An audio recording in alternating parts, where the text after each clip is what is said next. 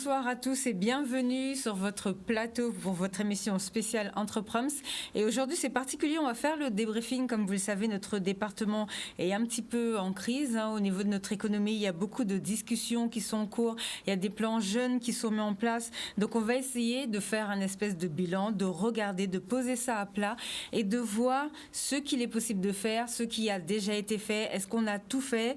Qu'est-ce qu'il nous reste à faire? Comment améliorer la solution? Souvenez-vous, en plus, il n'y a pas longtemps, justement, c'était les élections des chambres consulaires et tous les sujets qui sont aujourd'hui dans la rue avaient été posés ici en émission pour voir ce qu'il faut faire, ce qu'il reste à faire, ce qu'il faut développer, comment le développer, comment aller, puisqu'on le sait, on n'arrête pas de vous le répéter, la région a une vision pour notre département.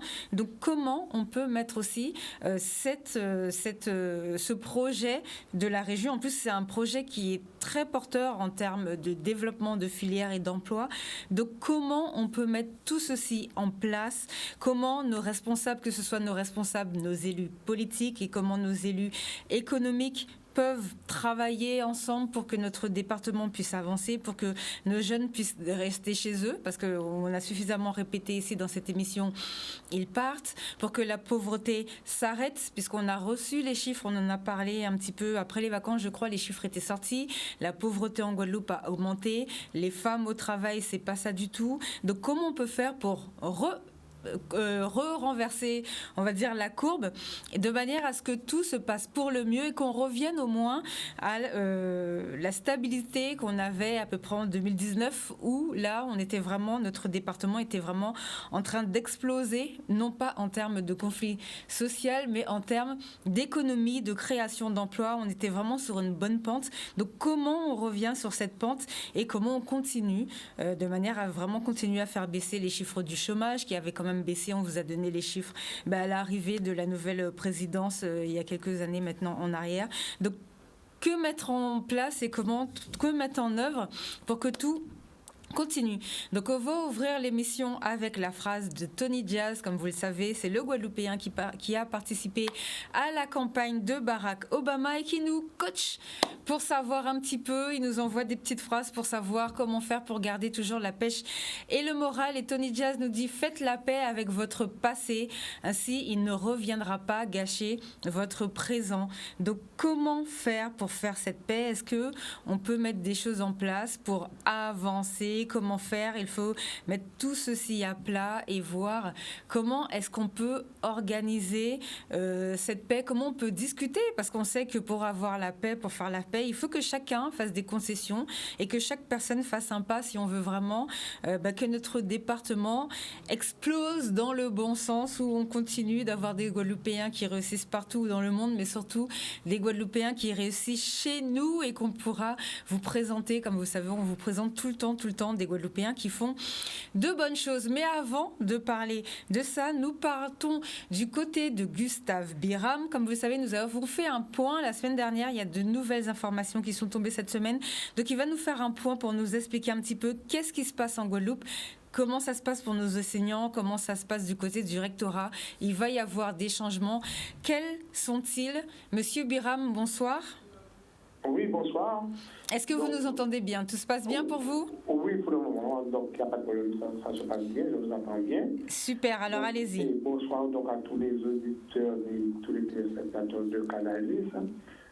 Donc au niveau du rectorat, il faut dire que depuis quelques jours, les choses se sont calmées par rapport à la situation. Alors, attendez. Oui. Expliquez-nous, on va commencer par le commencement pour les gens qui n'ont pas vu la semaine dernière ou comme on n'entendait pas bien la semaine dernière. Est-ce que vous pouvez nous expliquer déjà quel était le premier problème et comment ça a commencé? Oui, donc alors on a eu, je dirais, plusieurs problèmes.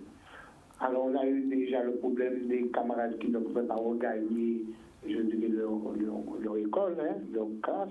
À cause des blocages. À cause des blocages, voilà. Et nous avons eu le désespoir, le mot est un peu fort, mais en fait, il est bien choisi, de voir que la rectrice avait fait quand même un protocole qui, je dirais, pratiquement obligeait les enseignants à regagner leur poste, alors qu'on était vraiment dans une situation très compliquée.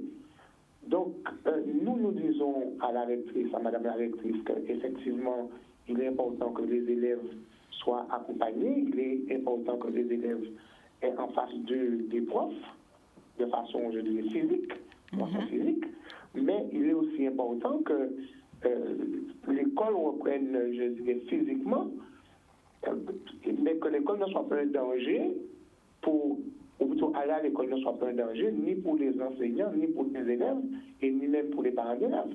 Nous avons eu un certain nombre de collègues qui, voulant bien faire, ont voulu traverser des barrages et se sont heurtés, je dirais, à des personnes qui étaient sous les barrages et qu'ils ont fait retourner et ça a failli dégénérer dans quelques endroits.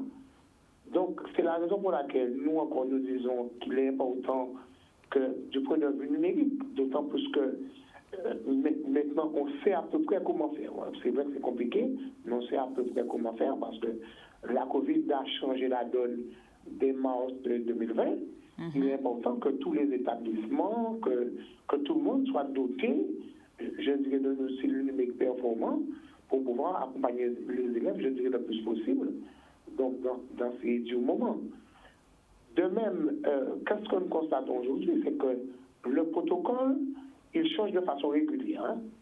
Le dernier protocole sanitaire, eh bien, ça date de la semaine dernière, donc de décembre 2021.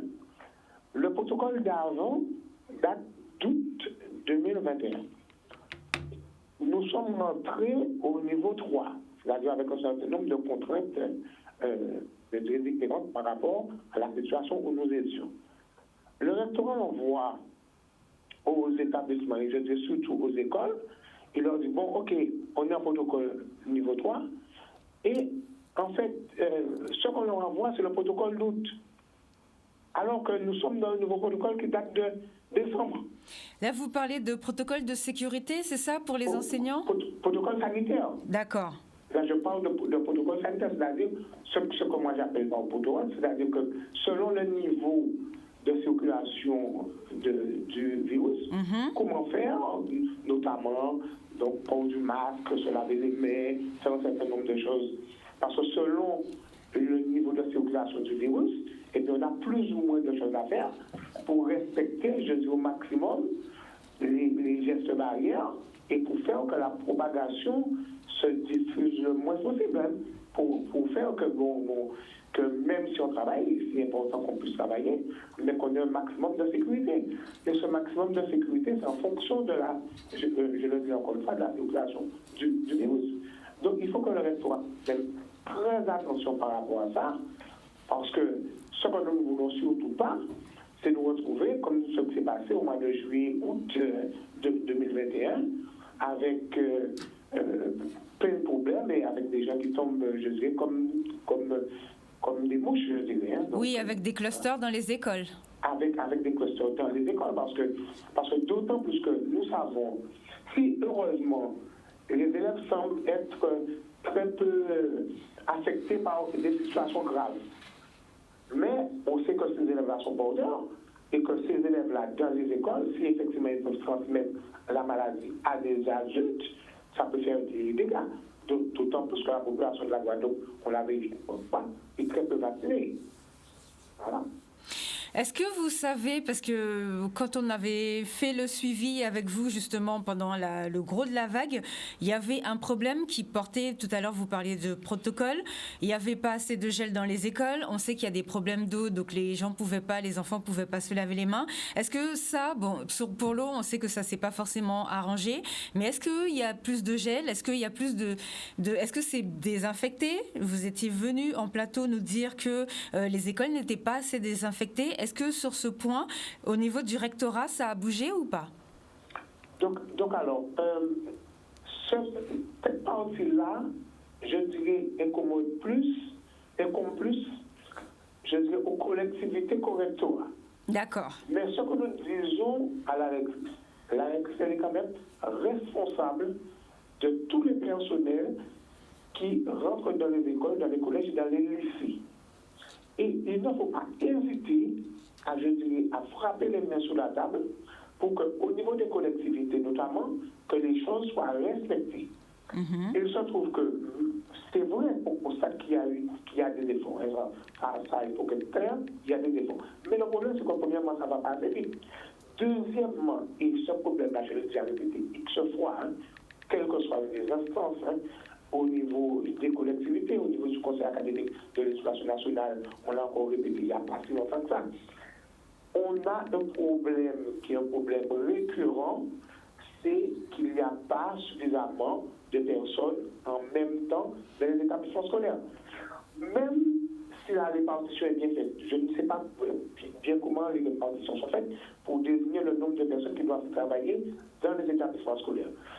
Mais lorsque vous avez des personnels qui sont absents pour X raisons, ces personnels-là, on appelle, ce sont des agents territoriaux qui nettoient, qui mettent le gel, qui mettent, etc. Quand ces gens-là sont absents, il faut les remplacer le plus rapidement possible, surtout dans ces moments-là. Parce qu'on se retrouve avec un certain nombre de personnes qui ont déjà un certain âge. Oui.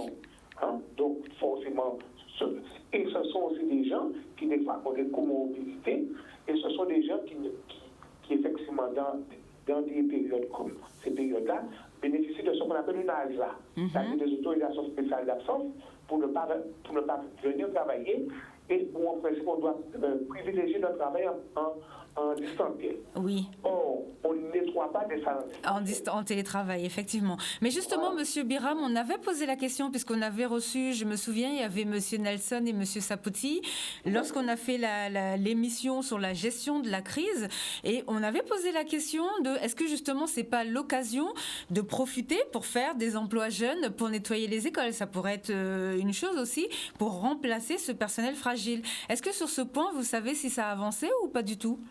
Je ne sais pas.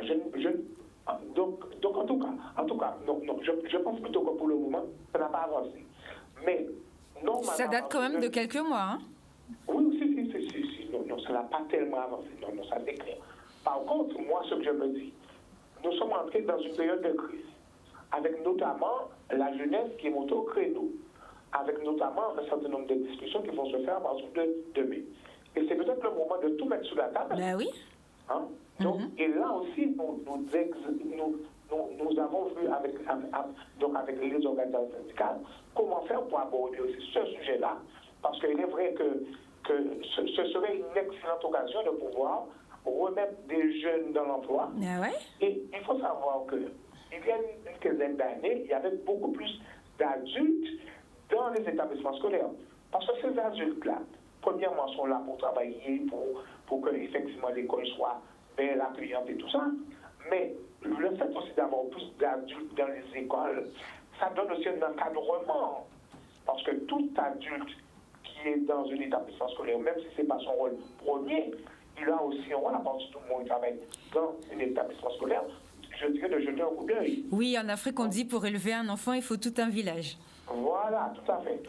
Alors, rapidement, dernière question en 5 minutes. Est-ce que vous pouvez nous expliquer ce qui se passe, puisqu'on a entendu que les enseignants, le cadre supérieur vont passer sous le département. Est-ce que vous pouvez nous expliquer comment ça fonctionne et pourquoi vous n'êtes pas d'accord? Qu'est-ce qui se passe? Expliquez-nous. Alors, en fait, ce ne sont pas les enseignants. Pour le moment, il n'y a pas de problème des enseignants, respectivement, l'éducation nationale. Par contre, dans l'équipe de direction des établissements du second degré, vous avez un chef d'établissement, vous avez un adjoint, et vous avez ce qu'on appelle un adjoint gestionnaire. L'adjoint gestionnaire, c'est lui qui gère toute la partie matérielle de l'établissement, mais il a aussi un rôle pédagogique. Et jusqu'à présent, cet adjoint gestionnaire est géré directement par le rectorat, c'est-à-dire le personnel rectoral, sous les ordres de son chef d'établissement et sous les ordres du recteur bien de la rectrice. Or, il y a un projet de loi qu'on est en train de faire passer pour que cet agent gestionnaire puisse recevoir des ordres de la collectivité. Ce qui veut dire qu'il aura des ordres du recteur, il aura des ordres de la collectivité, ce qu'on appelle en fait une hiérarchie fonctionnelle. Ça va être une gestion partagée. Ce sera une gestion partagée. Nous ne sommes pas du tout d'accord parce que nous, à l'UNICEF Éducation, nous avons des agents gestionnaires qui disent bien que ça ne va pas arranger les choses. Nous avons aussi à l'UNICEF Éducation des chefs d'établissement et qui voient bien que la cohabitation je dirais, dans le même espace, avec des agents gestionnaires qui auront deux autorités différentes, avec pas forcément les mêmes intérêts, forcément ça va créer un problème. Comment voulez-vous qu'un chef d'établissement qui soit ordonnateur des dépenses de l'établissement puisse se retrouver avec des injonctions? Moi j'appelle ça injonctions, c'est vrai que le texte on dit des instructions. En fait, on sait très bien, ce ne sont pas des instructions, ce sont des injonctions contradictoires parce que le département, il aura sa vision politique et le rectorat aura une autre vision politique. Et cette personne-là sera en fait écartée entre les deux, ne sachant pas quoi faire, et forcément, nous constatons que ça va créer problème. Ça va créer problème. Tous les agents gestionnaires le disent, tous les chefs d'établissement le disent. Donc c'est la raison pour laquelle nous sommes montés au créneau. D'ailleurs, nous avons été reçus la semaine dernière par la rectrice, le secrétaire général du rectorat, notamment pour leur donner notre position au niveau de la Guadeloupe, parce qu'au niveau aussi de la France, eh bien, je dirais nos responsables nationaux, de même que les responsables qui sont dans toutes les académies, ont vu aussi le recteur, le ministre, il faut bien leur expliquer que ce genre de choses va créer des problèmes de fonctionnement dans les différents établissements scolaires. Monsieur Biram, la gestion partagée, parce que plusieurs fois on vous a reçu et plusieurs fois vous nous avez dit qu'il y avait plein de problèmes justement avec le rectorat. On sait que la France, bon, ils sont nuls au niveau de gestion, l'éducation nationale est très nulle pour l'enseignement des mathématiques et des sciences. Je crois qu'on est avant-dernier dans le classement mondial ou bien on est dans les 10 derniers, on est vraiment au bout de chaîne. On sait que pour le classement PISA, la France n'arrête pas de se casser la figure. On sait qu'en Guadeloupe, il y a beaucoup d'enfants qui sont illettrés. Donc, est-ce que justement, il ne faudrait pas que le département mette son nez dans cette histoire pour regarder comment ce sera géré au niveau des écoles? Puisque vous-même, vous nous aviez expliqué que la Guadeloupe est le département qui a le plus de contractuels. Je crois qu'on a plus de 500, alors que déjà, c'est pas normal. Ça veut dire qu'on n'a déjà pas d'enseignants, on a des contractuels. Donc, est-ce que ça ne fait pas partie du problème? Est-ce que c'est pas pour ça que nos élèves sont nuls? Et que le fait de mettre... Quand je dis nos élèves sont nuls, je parle en système de gestion, parce qu'on a quand même des écoles qui ont de très bons résultats. Et vu le fait qu'on n'ait pas beaucoup d'enseignants, donc c'est chapeau pour ceux qui sont quand même, qui luttent, comme vous, les enseignants qui luttent comme vous pour essayer de faire monter le niveau. Mais est-ce que justement, le fait que nos collectivités locales fourrent un petit peu leur nez dedans, ça va pas tirer encore nos élèves vers le haut et justement aider à baisser les mauvais résultats, enfin baisser faire monter plutôt les meilleurs résultats pour nos élèves et faire baisser tous les problèmes qu'il y a en ce moment, parce que le système actuel ne fonctionne pas? Non, je ne le pense pas. Je ne le pense pas, parce que pour le moment, lorsqu'on regarde au niveau des agents gestionnaires, leur rôle, ce sera de jeter un coup d'œil, je dirais entre guillemets, sur le personnel, grosso modo, sur le personnel technique. Par contre, ce que nous disons, on peut très bien, et je dis sans cette loi, d'ailleurs ça fait des années qu'on le demande, il y a un certain nombre de conventions tripartites entre l'établissement, géré effectivement par le chef d'établissement avec le reste de son personnel de direction, c'est-à-dire adjoint plus adjoint gestionnaire, avec aussi le rectorat et avec la collectivité. Là, effectivement, ce serait quelque chose d'intéressant. Et là, ça permet qu'un certain nombre de discussions se fassent, et se fassent, je dirais, sans conflit, avec des personnes qui peuvent discuter. Bon. D'accord. Donc, vous voyez bien que, normalement, la meilleure des choses, c'est la discussion. D'ailleurs, c'est la raison pour laquelle, à partir de demain, il y aura un certain nombre de discussions, et il n'y a que des discussions sans contrainte qui peuvent faire que les choses peuvent avancer. Et c'est vrai que lorsque vous avez parlé que la France est en grande difficulté. L'éducation nationale au point de vue des résultats de l'éducation nationale. Et je dirais c'est encore pire. Oui, ce serait pas mal que nos élus, justement, soient en charge de la responsabilité des enfants guadeloupéens, monsieur Biram. Je pense que ce sera mieux. La France est mal placée. Très. Et nous sommes très mal placés dans une France qui est déjà mal placée. Exactement. Et c'est la raison pour laquelle nous en profitons pour dire que la politique de suppression de postes qui existe là depuis 20 ans, où il y a un calcul strictement mathématique qui est fait, et on ne tient pas compte d'un certain nombre d'établissements pour faire de moyens. je veux parler du collège des aides, où effectivement on peut se retrouver avec une sixième avec 4 élèves, avec 5 élèves. Je veux parler du collège de la désirabilité, un certain nombre d'établissements comme ça, pour faire de moyens. Et ce sont des établissements qu'on ne peut pas faire, mais pour des raisons strictement politiques. Et ça peut se comprendre. Donc, lorsqu'on fait des calculs, on devrait faire un calcul en tenant compte de toutes ces choses-là et ne pas faire un calcul strictement mathématique. Tant d'élèves par poste divisé par égal temps, et à ce moment-là, nous supprimons des postes, Et en plus, comme nous sommes vraiment sous-dotés, on devrait en profiter pour nous donner plus de moyens pour permettre d'encadrer mieux nos enfants, pour faire que, effectivement, les élèves de la Guadeloupe, au moins déjà, remontent dans ce classement français, et tout faire aussi au niveau de la France, pour que la France remonte aussi dans le classement mondial. D'accord, merci Monsieur Biram, beaucoup pour ce suivi. Donc comme d'habitude, on fera un suivi, peut-être pas encore la semaine prochaine, mais peut-être dans 3 semaines ou après à la rentrée au mois de janvier. Ou bien s'il y a une nouvelle information, n'hésitez pas à m'appeler, comme ça on fera le point. Merci beaucoup pour toutes ces explications. On est toujours d'accord pour travailler avec Analyse. Merci beaucoup, nous aussi. Oui, puisque pour être des bons professionnels, nos élèves doivent déjà être de bons élèves. Donc merci beaucoup pour ce suivi et bon courage pour les professeurs, parce que je sais que c'est pas évident. Vous n'avez pas forcément tous les moyens pour travailler et pour faire déjà baisser ce taux d'illettrisme qu'on a dans notre département. Donc en plus, c'est vrai qu'en ce moment, il y a beaucoup de blocages, de grèves, et ça réduit aussi votre nombre d'heures de cours et ça vous donne aussi des difficultés. Donc on espère que vous allez mettre tout ça sur la table et que la situation va avancer. Merci beaucoup. C'est exactement ça. Je vous remercie. Au revoir à vous. Voilà, donc j'espère que tout ceci est un petit peu plus clair pour vous. Comme d'habitude, on va faire le suivi. Vous savez que dans l'émission Entreprendre son suit, tout ce qui concerne l'économie, l'entrepreneuriat et bien évidemment l'école. Le premier secteur de formation, c'est l'école. Le deuxième, c'est les chambres consulaires. Donc ça, c'était notre point pour l'école.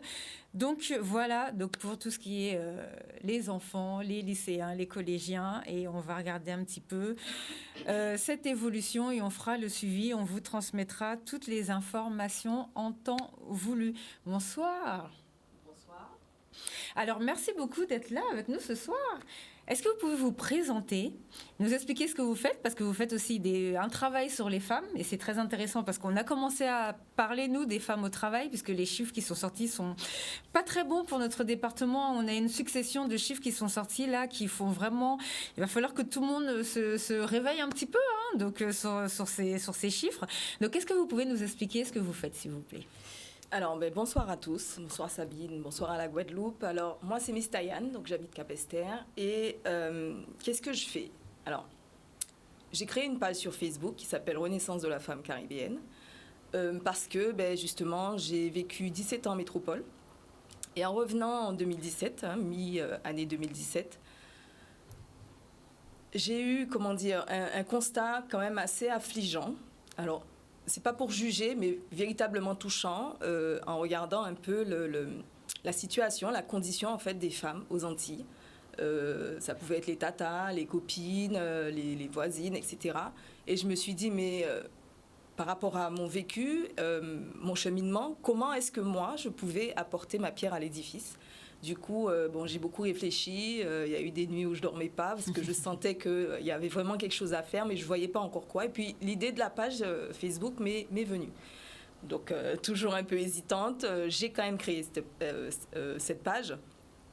Alors, elle a pris un peu de temps à démarrer. Et ce qui est marrant, c'est que les abonnés du début sont encore là aujourd'hui. Je trouve ça intéressant. Ça me conforte un peu dans la chose. Et en fait, cette page, c'est vraiment pour les femmes, pour qu'elles sachent qu'il y a un endroit sur Facebook et maintenant sur Instagram où on peut parler de nos problématiques, nos réalités, comment on peut faire mieux, autrement. Et en fait, c'est ça, c'est que j'ai une vision de ce qu'est une femme, comment elle est censée évoluer, j'ai envie de la transmettre. Merci Facebook.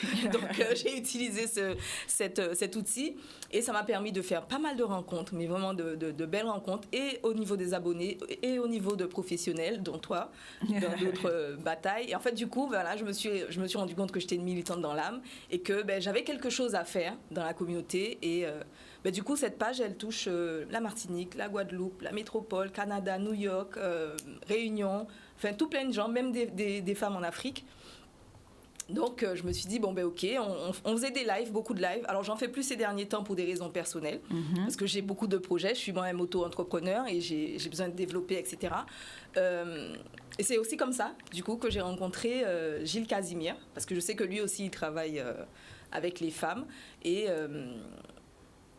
de fil en aiguille, on s'est dit, il faut qu'on fasse quelque chose. Parce qu'on a ça, en fait, qui nous anime. On a besoin de voir notre population, notre communauté s'émanciper, évoluer. Et on se demandait comme ça comment on pouvait faire. Alors, lui, il est professionnel. Moi, je ne le suis pas. Je suis autodidacte. Et en fait, je fais beaucoup de choses en fonction de mes tripes, de mon cœur. J'ai cet amour naturel et inconditionnel pour l'être humain, et en particulier, ma communauté. Et je voulais véritablement aider. Donc, il y avait ça qui nous animait, qui nous a rapprochés. Je ne crois pas trop en ce qu'on appelle le hasard. Et du coup, c'était pour trouver des solutions, pour leur apporter des solutions, une nouvelle vision au niveau de la mentalité, expliquer un peu pourquoi les choses, ça peut être le travail, comme tu disais, je ne sais pas, l'éducation des enfants, la notion de couple. Pourquoi toutes ces choses sont importantes, pourquoi il est important de peut-être revoir les choses. En plus, je leur dis souvent, on est là pour évoluer ensemble. Je ne suis pas une experte. Je viens vous transmettre un truc. Si ça vous plaît, si vous sentez qu'il y a quelque chose, vous prenez et on voit ensemble. On évolue ensemble. Parce que ce que je fais, ça me permet moi aussi de réajuster certaines choses. Voilà. Et c'est ce que je trouve intéressant. Et du coup, on en est là aujourd'hui avec Gilles, d'autres personnes, dans une autre bataille, parce que, comme je disais tout à l'heure, j'ai ce truc en moi où j'ai besoin de voir ma Guadeloupe, les Antilles évoluer. Ouais. Bon, on va en parler justement pour le collectif citoyen, donc avec Gilles Casimir. Là, j'ai 2 questions à vous poser. Bon, je ne sais pas si vous suivez, moi je travaille avec les chiffres de l'INSEE, puisque l'émission est là pour critiquer justement le tissu économique guadeloupéen, de manière à ce que ça puisse avancer. Donc après, c'est aux acteurs économiques ou aux acteurs politiques de reprendre tout ce qui a été dit pour pouvoir, comme partout, sur tous les territoires de la France hexagonale. Donc là, les chiffres qui sont sortis, les derniers, disent qu'une femme sur 2 n'a pas d'emploi et que...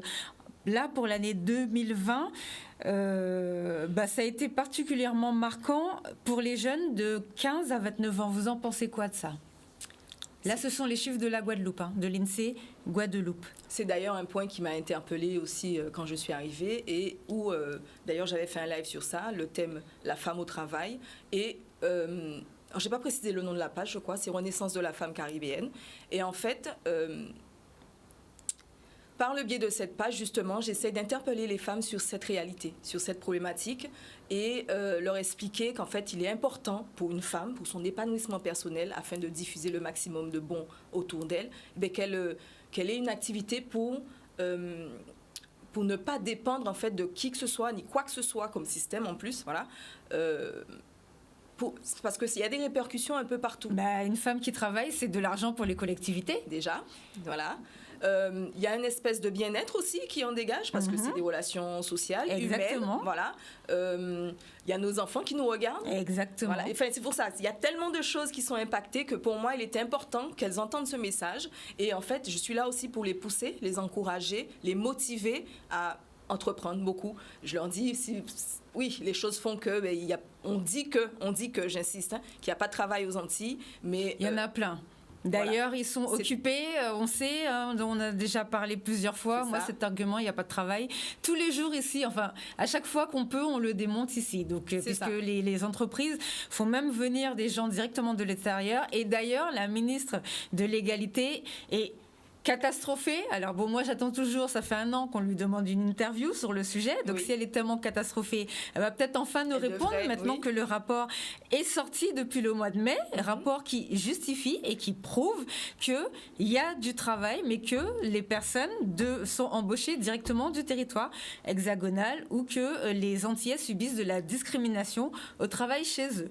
Donc j'attends avec impatience les services du gouvernement sur ce point, comme ça on pourra en parler. Alors, et une dernière chose avant qu'on puisse parler du sujet qui nous intéresse aujourd'hui, ce qui se passe dans l'éducation nationale par rapport aux réformes.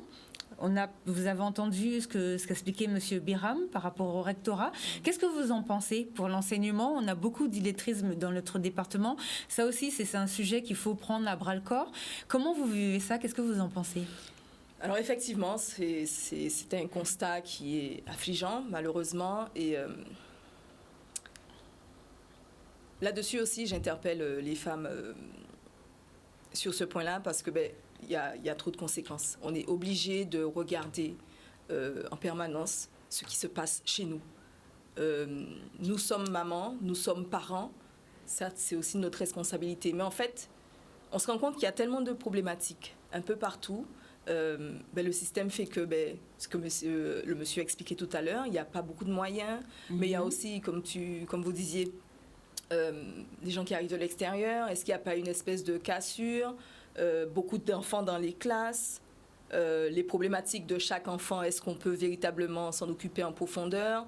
Est-ce qu'il n'y a pas des sonnettes d'alarme qui ne sont pas tirées assez tôt, etc., pour permettre de réagir? Ça serait bien. Vous pensez quoi de l'idée que ce soit le département, que ce soit Guy Losbar qui mette quelqu'un du département pour gérer aussi un petit peu cette histoire? Parce que c'est vrai qu'on a entendu que les syndicats enseignants sont pas trop d'accord, donc il nous a expliqué pourquoi. Mais il est d'accord aussi sur une gestion tripartie. Est-ce que vous pensez que nos élus, parce que là, il faudrait vraiment qu'ils mettent aussi le nez dans cette histoire, non, quand même?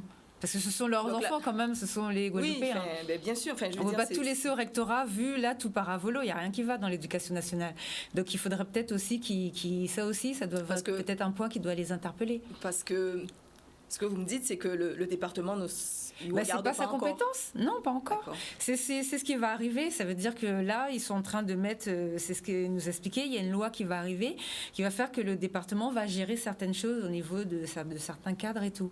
Donc, compte tenu de l'étendue du problème. Oui, parce que là, c'est très grave quand même. Hein. Oui, plus on est, je pense, plus le... Il faut changer le système, quoi. On voit que ça ne fonctionne pas. Voilà, c'est ça. Et c'est ça, en fait, qui est important à souligner, c'est que quand quelque chose ne fonctionne pas, quand une méthode ne marche pas, il faut la changer. Il faut essayer de voir qu'est-ce qu'on peut faire pour que ça aille mieux. On ne peut pas continuellement persister dans tout le temps sur l'État pour ça, alors qu'on voit que ça ne fonctionne pas, le rectorat. Oui. Et c'est à nous justement de mettre le nez dedans. Donc si effectivement le département propose de mettre quelqu'un pour travailler là-dessus, mais moi je... Enfin, pour l'instant, il ne propose pas. C'est une loi, visiblement, qui va arriver. Qui oblige. Voilà. D'accord. Donc moi, je trouve que comme quoi, il faut toujours une loi pour nous obliger à se mêler de nos affaires. C'est pas normal. Pas normal. Donc on en vient justement à notre sujet. Oui. Donc on va poser des questions. Alors, on va ouvrir la ligne pour si les gens veulent poser des questions, mais par contre, poser des questions... Enfin, si vous voulez répondre, on va vous poser des questions. On va ouvrir la ligne pour les gens qui connaissent. Et vous pourrez répondre. Vous allez nous expliquer un petit peu ce qui s'est passé, parce que depuis, vous avez monté un collectif citoyen et vous avez parlé un petit peu vous avez fait un cheminement pour nous expliquer un petit peu ce qui se passe dans notre système, on va dire, économique, politique. Et pour essayer de voir pourquoi on en est à ce point-là aujourd'hui, si ça aurait pu être évité. Est évité, exactement, et comment faire pour améliorer la situation. Donc, est-ce que vous pouvez nous faire un récapitulatif déjà? Oui. Alors, je tiens à préciser que je suis une citoyenne lambda et que je n'ai pas de connaissances particulières. Je ne suis pas experte, en fait, tout simplement. Et que, surtout, ce collectif, pour un projet guadeloupéen de société, ce n'est pas du tout un groupe politique. Oui. Je précise, j'insiste, on n'est pas du tout un groupe politique. Alors, ça a commencé quand? Le 15 août, par rapport à Gilles Casimir, qui a fait une intervention sur Facebook, sur laquelle je suis tombée plusieurs jours après. Et il faut savoir que je suis une personne qui ne m'intéressait pas du tout à la politique, parce que gros dégoût. Gros constat que il n'y a rien qui va. Ça faisait quand même 3 ans que j'étais rentrée. On est obligé de se rendre compte de l'évidence. Et donc, je tombe sur cette intervention de Gilles où il explique qui nous sommes. Donc les communes, etc., les collectivités, mais en profondeur, mais avec une espèce de clarté, un travail monstrueux. Et là, je me dis, mais moi qui n'aime pas du tout la politique, hein, je suis attentive parce que j'ai besoin de comprendre qu'est-ce qui se passe. Alors oui, la politique, c'est quoi? C'est censé être quelque chose, des gens motivés par la condition des habitants. L'état général devrait primer. Voilà, c'est ça, exactement. Et qu'est-ce qu'on constate? C'est que rien ne va et nulle part. Je veux insister aussi sur le fait que le collectif n'est pas là pour faire le procès de qui que ce soit. Oui, non, voilà. C'est juste explicatif. Explicatif, informatif, parce que les gens, comme moi, ne comprenaient pas ce que c'était. C'est pour ça qu'on va le faire sous forme de quiz, justement. Voilà, ne comprenaient pas ce que c'était, ni dans quoi on était et pourquoi on en était là. Donc Gilles avait fait cette méthode-là, cette intervention le 15 août. Suite à ça, je lui ai dit, bon écoute, je l'ai contacté, qu'est-ce qu'on fait? Il faut qu'on fasse quelque chose parce que je suis maman. Il est hors de question que mon fils fasse comme tout le monde, c'est-à-dire comme beaucoup de jeunes, qu'il soit dégoûté de chez lui parce qu'il y a beaucoup de dégoût, attention. Je sais. Et qu'il ait le seul destin soit qu'il parte. Ça, c'est hors de question parce que qui va gérer la Guadeloupe? À qui on laisse la Guadeloupe? Et si nous, notre génération, on n'intervient pas, c'est perdu d'avance. Donc, alors, avec Jess et puis Gladys, Gary, tout ça, on a commencé à discuter. On a un peu tanné Gilles pour savoir qu'est-ce qu'on fait, comment on fait, etc. Donc c'est pas la crise là qui a déclenché tout ça. Donc, je me suis rendu compte que c'est pas parce que j'aime pas la politique, que j'aime pas ce que c'est, que je n'ai pas justement un droit de regard à avoir. Au contraire, c'est moi qui le subis, mes mamies, mes tatas, mes copines, etc., mon peuple qui le subit. Non, c'est aussi de ma responsabilité de regarder ce qui se passe, d'essayer de comprendre qui nous sommes, comment ça marche, et du coup, essayer de voir qu'est-ce qu'on peut faire. Est-ce qu'on va rester à subir encore longtemps? Parce que là, c'est perdu d'avance. C'est perdu d'avance. Et surtout, envie de proposer de nouvelles choses. Alors, on va mettre la première question, justement. Allez. Alors, dans les années 80, qui a parlé de l'ouverture d'un débat démocratique sur le statut de la Guadeloupe et de la Martinique? Alors, on va laisser la question affichée sur un petit côté, dans un cadre. Comme ça, nous, on pourra continuer de parler. Et si vous avez la réponse, vous nous appelez pour nous dire ça. Peut-être les personnes en plus âgées, elles sont au courant. Elles étaient là dans les années 80, elles ont vu ce qui s'est passé. Donc, si vous savez, n'hésitez pas à nous dire. De toute façon, si vous ne savez pas, c'est pas grave, on va donner la réponse tout à l'heure. Donc, comment ça s'est passé? Alors du coup, avec Gilles, on a continué, avec les autres personnes, on a continué à discuter dessus, à essayer de comprendre. Et suite à ce gros travail qu'il a effectué le 15 août, alors moi je vais vous dire, c'est très long, c'est plus de 2 heures de live, mais j'ai pas hésité à le regarder 2, 3 fois pour bien comprendre comment ça marche. Et c'est là où je me suis dit, mais en fait, parce que bien sûr, il a donné quelques pistes, mais oui, on ne peut plus continuer comme ça, il faut qu'on fasse quelque chose. Et l'idée nous est venue, l'évidence même que il y avait beaucoup de monde ce jour-là sur le live, mais en fait, est-ce que les gens savent? C'est ça. Est-ce que déjà les gens savent dans les années 80 qu'il y avait déjà eu l'ouverture du sujet sur le débat démocratique? Est-ce que vous le saviez, ça, vous les Guadeloupéens? C'est ça. Et du coup, on s'est dit, alors lui, en tant que coach pro, moi, avec ce que je fais sur la page Renaissance de la femme caribéenne, ce truc qu'on a de vouloir diffuser les choses, proposer de nouvelles mentalités, nouvelles visions, c'est ça. On est en fait à notre place avec les autres membres du collectif pour informer les gens parce que sûrement ils ne savent pas. Et là, on est dans cette sensation d'urgence. Il faut qu'on comprenne pour savoir quelle carte jouer.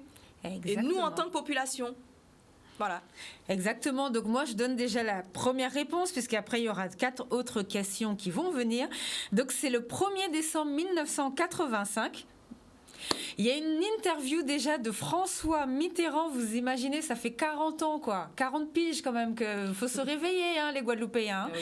Président de la République, donc il a fait une interview à RFO avant son déplacement aux Antilles pour mettre en garde des organisations recourant au terrorisme, parce qu'il faut savoir qu'avant, en Guadeloupe, les indépendantistes n'hésitaient pas à mettre... Donc ça, par contre, c'est l'histoire de la Guadeloupe. Donc il y a déjà eu pas mal de reportages sur ça, que ce soit sur France 2, sur quelques que plusieurs chaînes, donc peut-être aussi... Faudrait peut-être aussi est-ce que notre population est vraiment informée de la manière dont ça s'est passé? Peut-être pas, ou peut-être qu'il faudrait faire plus de reportages pour expliquer ça. Donc il y avait une volonté de respecter l'attachement de la majorité des électeurs à la France et au statut départementaliste. Et il a dit que cependant, il peut ouvrir un débat démocratique sur le statut de la Guadeloupe et la Martinique. Donc ça veut dire qu'au niveau du gouvernement, cette histoire de pouvoir se gérer nous-mêmes était déjà sur la table.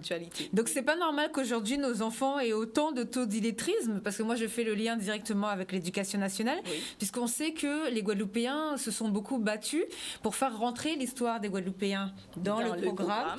Et nous on reçoit, parce qu'on fait des suivis avec les écrivains, et souvent les écrivains qui font des jeux pour apprendre à nos enfants les animaux, pour apprendre les fruits et légumes, et visiblement les enfants retiennent plus vite quand on leur parle exactement de leur environnement. Donc il y a déjà des enseignants qui nous ont expliqué ça, que les enfants retiennent plus vite quand on leur parle de leur environnement que quand on leur apprend, par exemple, forcément les fables de La Fontaine. On ne dit pas qu'il ne faut pas apprendre, mais les compets lapins, ça les intéresse aussi beaucoup. Voire plus, ça leur parle plus, parce qu'il y a le lien avec le côté natal. Exactement. Bien sûr, le côté origine, bien sûr. Donc il faudrait voir, pourquoi pas, est-ce que ça va plus les intéresser de lire des contes même en français, nos contes à nous, plutôt que des contes qui leur parlent pas du tout et qui les intéressent pas. Alors le deuxième sujet, qu'a dit Jacques Chirac à Schœlcher en Martinique sur les perspectives d'évolution socio-économique et institutionnelle. Donc ça, franchement, je trouve que on est en plein dedans là, quand on regarde en réalité. Absolument. Et on est en plein dedans. Et c'est justement ce côté où ça revient. Répétition. Mais c'est ambiant, c'est palpable, en fait, on en a assez de ça. Et nous, en tant que population, vu qu'en plus, Chirac, déjà à l'époque, parlait de ça. Chirac, ça fait 40 ans. Mais qu'est-ce qu'on a loupé, en fait? Et nous, on intervient, ce collectif est là, justement, pour informer les gens, pour leur dire que ça fait longtemps. C'est pas normal qu'aujourd'hui, vous soyez dans la rue, mesdames et messieurs. Donc, c'est le 11 mars 2000... Donc Jacques Chirac s'est exprimé à Schœlcher en Martinique sur les perspectives d'évolution socio-économique et institutionnelle de l'outre-mer. Le président de la République, Jacques Chirac, estime que chacune des collectivités d'outre-mer a le droit à un statut sur mesure. Sur mesure. Donc vous voyez, aujourd'hui, vous êtes dans la rue. On se demande pourquoi. J'ai envie de... Moi, je suis le cornu, mais c'est normal que je vous dis, mais attendez, les gars. Mais sa réaction est mais attendez, les gars, ça fait 40 ans, Caillé, son bitin, ça passe, dans sa même. Voilà. Mais moi, donc je suis le cornu, mais moi aussi, mais je vous envoie balader pas. Voilà. Puisque le gars, c'est ce qu'il a fait. Sa réaction a mais maintenant qu'on sait ça... plus d'un. Mais elle est plus que normale. Et c'est ce qu'on a fait hier, d'expliquer aux gens sur le live qu'on a fait sur la page Facebook collectif pour un projet guadeloupéen de société. C'est d'expliquer toutes les étapes qu'il y a eu depuis 1946, dont les différentes interventions des différents présidents sur cette question de la prise en charge. Qui mieux qu'un Guadeloupéen peut savoir ce qui est bon pour lui? Et justement, donc, ça, nos élus le répètent tout le temps. Et je rappelle que ces événements, ça veut dire que François Mitterrand, il a parlé après qu'il y ait eu beaucoup de mouvements indépendantistes et beaucoup de terrorisme. Ça veut dire qu'à l'époque, les gens revendiquaient déjà ce qu'ils revendiquent aujourd'hui. Plus de liberté, meilleure baisse de charges, meilleure répartition des taxes. Jacques Chirac, quand il en a reparlé, c'était aussi suite encore à une crise. Donc, parce qu'il faut savoir qu'il y a eu régulièrement des crises, que ce soit dans le secteur de la banane. Il y a eu régulièrement des crises sur notre territoire. Et à chaque fois, en réalité, ce sont les mêmes sujets qui sont dits aujourd'hui, qui sont revenus sur la table. Le 25 mars 2003, est-ce que vous saviez que la France a fait réviser la Constitution française spécialement pour nous? Les Outre-mer, oui. Le 25 mars 2003, la France a fait réviser la Constitution française pour s'adapter au territoire ultramarin. Et attention, qui a travaillé sur ça? Michel Chevry à l'époque. Michel Chevry pour la Guadeloupe. Avec la Martinique et la Guyane, je crois. Et la Guyane. Tous les trois, ils ont bossé ensemble. Et à l'époque... Ils ont proposé à la France... Voilà, ils ont compris ce dont nous avions besoin. Moi j'ai envie de dire, ils ont même... Ils étaient avant-gardistes. Voilà, ils ont été visionnaires, ils savaient déjà ce qu'on avait besoin. Et déjà à l'époque, par rapport à ces 3 personnes de ces 3 îles, ces 3 départements, les voilà. Antilles-Guyane. Exactement. Eh bien, la France... leur travail a obligé d'une certaine manière la France à changer la Constitution. C'est tout ça qu'on a expliqué hier. Vous vous rendez compte, les Guadeloupéens, aujourd'hui on est dans la rue en train de dire la France ne fait jamais rien pour nous, alors que nous avons fait, le gouvernement français, changer la Constitution française. Oui. Donc, et à chaque crise, la France a eu une attitude de nous demander ce qu'on voulait concrètement. Voilà, simplement, qu'est-ce qu'on voulait et quelles ont été les réponses. Eh bien, c'est ce qu'on a vu hier. Moi, j'invite vraiment tout le monde à revoir ce live parce qu'il est très complet, il est très intéressant et ça nous explique, mais presque en détail, pourquoi on en est là aujourd'hui. Et ce sentiment que tout le monde, notre génération, les qu'on a l'impression que ça n'avance pas, au niveau de la population. Cette frustration, elle a été exprimée dans la rue dernièrement par le feu, mais... c'est normal, ça fait plus de 20 ans que... Ça fait 40 ans, puisque c'était sous Mitterrand, donc c'est quelque chose qui remonte. Donc réponse en mars 2003, la Constitution française du 28 mars 2003 relative à l'organisation décentralisée de la République comporte des dispositifs relatifs aux collectivités territoriales situées outre-mer. Elle crée les collectivités d'outre-mer, donc les fameux COM, et supprime la catégorie de territoire d'outre-mer, sauf les terres australes et arctiques françaises. La Constitution désigne nominativement chacune d'entre elles, donc c'est les fameux articles 72 dont tout le monde parle, et ainsi solennellement leur appartement à la République, puisqu'avant, justement, les gens disaient qu'il fallait décoloniser les Outre-mer. Donc, pour changer ça, la Constitution a changé. Peut-être que ce qu'ils auraient dû faire, à ce moment-là, c'est supprimer le ministère des Outre-mer, puisque si on est français, il n'y a pas de raison qu'on ait un ministère. Moi-même, qui suis née et qui ai grandi en France, je suis une enfant, on va dire, victime du Mubidom.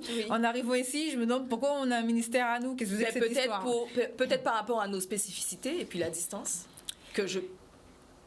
Moi, je pense, voilà. Ça, c'est la question. Peut-être par rapport qu'il faudrait peut-être poser à nos politiques. Et que nous ayons nos spécificités et que la France, finalement, a toujours été plus ou moins d'accord pour nous laisser nous gérer nous-mêmes. Voilà, et ça va loin. Ça veut dire que même en termes de finances, en termes d'impôts et en termes de taxes, on a la possibilité de pouvoir gérer cette partie nous-mêmes. Donc c'est pour ça que le ministre a dit que les demandes qui sont dans la rue aujourd'hui, les 3/4, ça peut être résolu par nous-mêmes. Oui. Donc ensuite, chaque territoire doit se réapproprier son destin. Oui. Mes chers compatriotes, je vous invite donc à un débat sans tabou. Qui a dit ça ? Sarkozy. Ah bah voilà, c'est pas du tout Sébastien Lecornu. Non. C'est Sarkozy qui a dit ça. Alors, quelle année, justement, tout ça, on a expliqué. En 2009, après la crise du LKP. Voilà, exactement.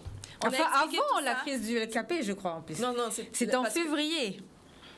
Non, c'était après. Non, c'était après. Suite à la crise du LKP. Hier. En fait, c'est Gilles qui a beaucoup bossé là-dessus et qui a expliqué les différentes étapes, les différentes attitudes, les réponses et tout ça.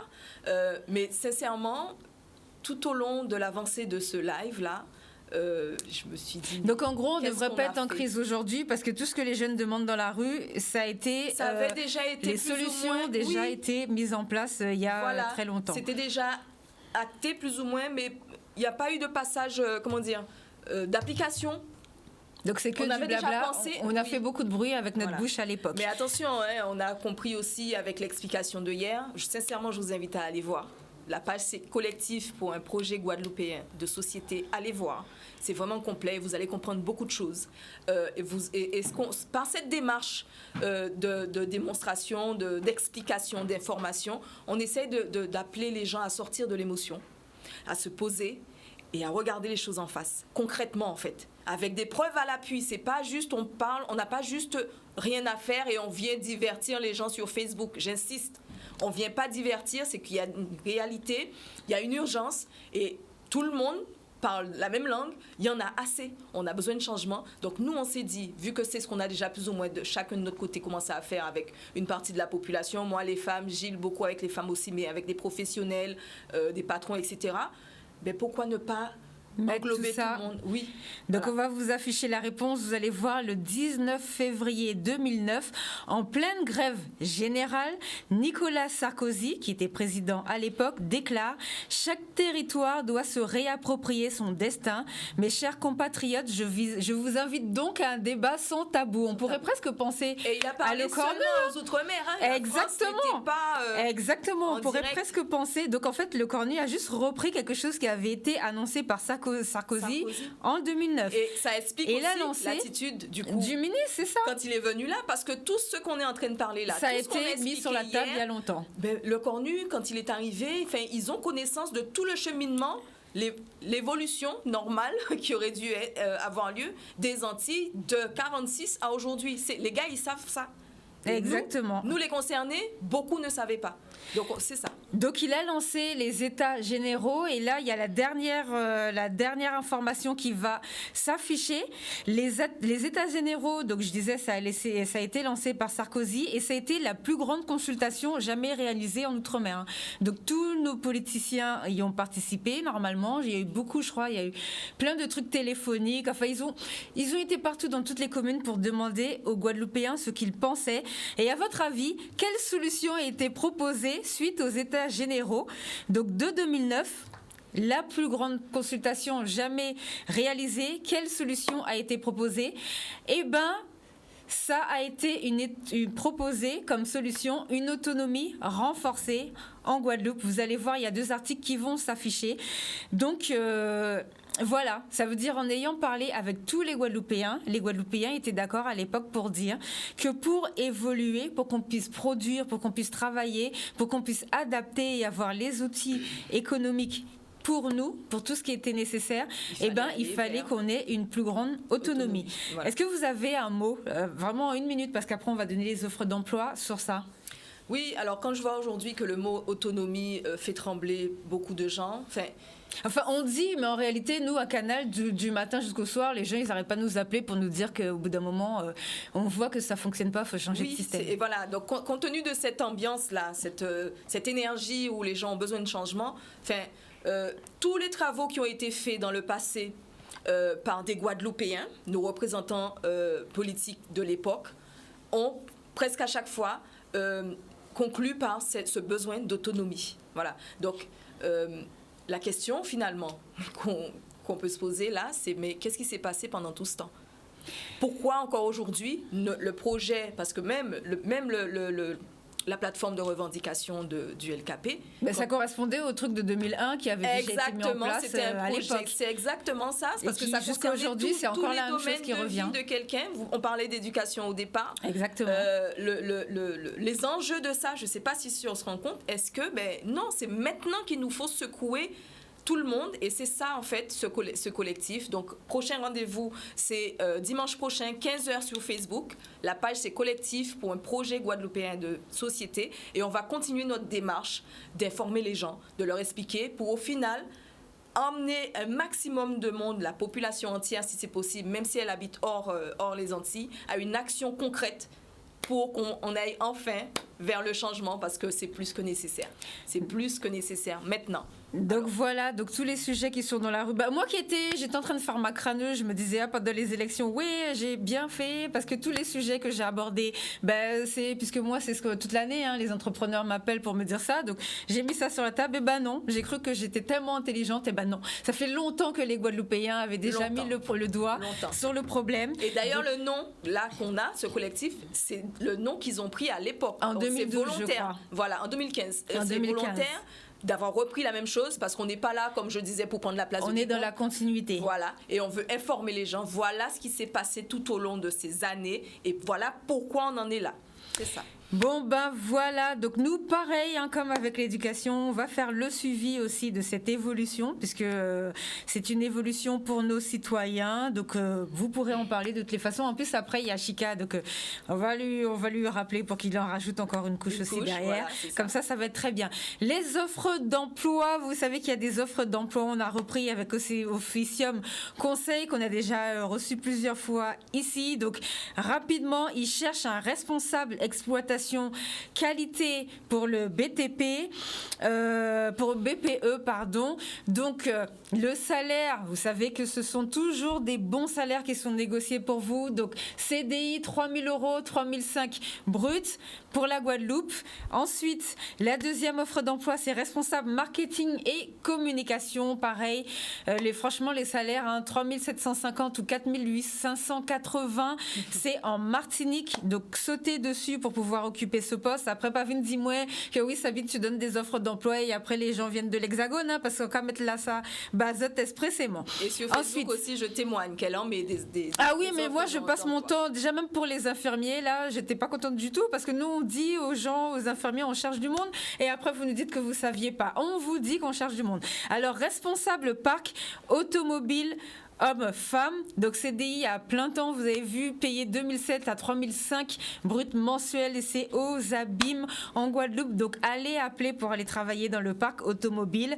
Responsable comptable, donc pour CDI, un salaire à négocier en Guyane, donc pour les Antillais qui voudraient soit aller s'installer en Guyane, ou bien pour les Guyanais qui veulent rentrer chez eux. N'oubliez pas que ça, c'est une agence d'un Guadeloupéen qui lui-même est revenu s'installer en Guadeloupe, donc il connaît le problème et il a pris ce problème à bras-le-cœur et il est spécialisé vraiment pour ça. Ensuite, la prochaine offre, c'est collaborateur comptable confirmé chef de mission, donc pour un CDI à plein temps, payé 3 300 brut mensuel en Martinique à Fort-de-France.